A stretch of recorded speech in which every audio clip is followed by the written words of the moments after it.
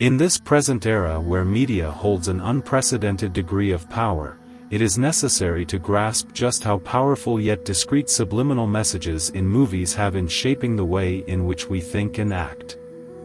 Far from being tools to inspire righteousness and moral rectitude, these movies have been employed to gradually creep into our brains in secret, leading us further away from God's truth. As always, Satan knows that the most efficient way to lead people in the wrong direction is not through explicit enticements, yet by planting seeds of falsehood in the heart in the guise of entertainment or innocuous fun. Several Hollywood movies glorify sinful ways of life and behaviors that contradict biblical teachings to an extent where these sinful practices not only become permissible but desirable. Via these movies, Satan is subtly promoting sins like alcoholism, premarital sexual life, gambling, and brutality, which poison both an individual's mind and spirit upon engaging in these movies. By glorifying these sinful ways in an attractive way, the enemy is attempting to dull an individual's conscience and manipulate his or her values, most especially unsuspecting or ignorant individuals. For example, in James Bond's film Casino Royale, 2006, thrill-seeking in high-risk wagering is both thrilling and glamorous. Mastering his game, his poise in adversity, and the rich casinos set the scene for an entertaining romp. But beneath the radar is an endorsement by this film of wagering as a thrilling, risk-free experience, downplaying both its addictive potential and destructive outcomes.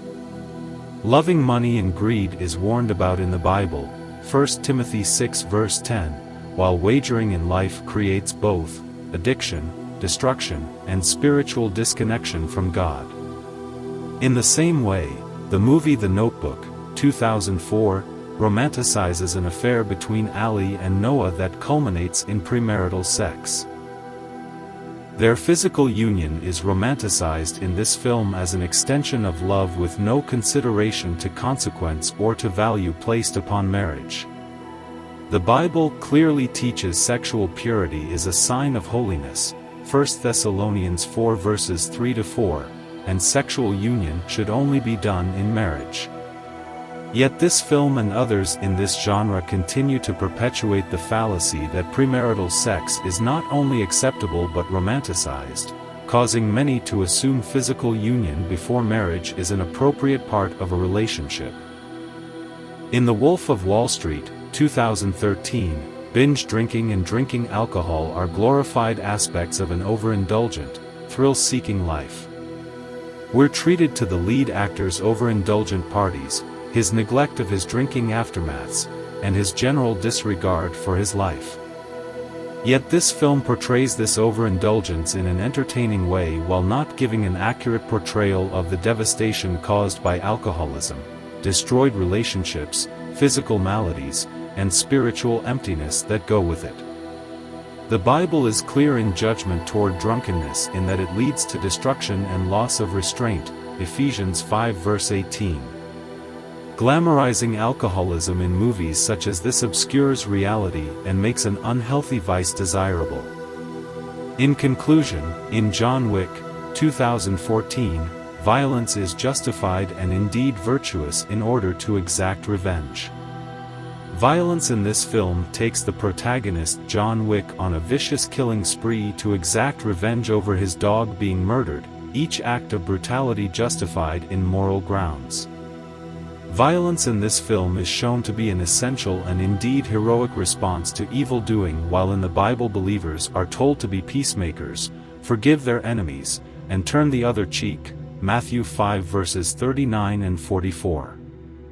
Glamorizing violence in movies such as John Wick implicitly teaches that anger is an appropriate response to disagreement, while Christ teaches us to live to an ideal of love and clemency. These films and others in this category are tools used by the enemy to undermine society's moral benchmark in an insidious way, leading individuals further away from teaching in Scripture to sin. The devil knows by placing these destructive messages in mainstream entertainment that he can undermine morals in an entire generation. What is initially an innocuous source of diversion, an escape, can over time become an unraveling of spiritual wholeness and integrity. As believers, we must be discerning about what we absorb. We have been instructed by the Bible to keep our hearts in priority to everything else because through the heart life problems flow, Proverbs 4 verse 23. We can't simply indulge in whatever is put in front of us on television. We must critique the messages, understand their implications, and reject whatever draws us away from God's truth.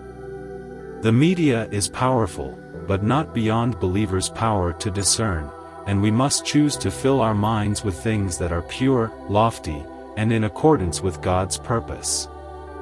The enemy is shrewd in his tactics, yet the word of truth in God is our defense and guide.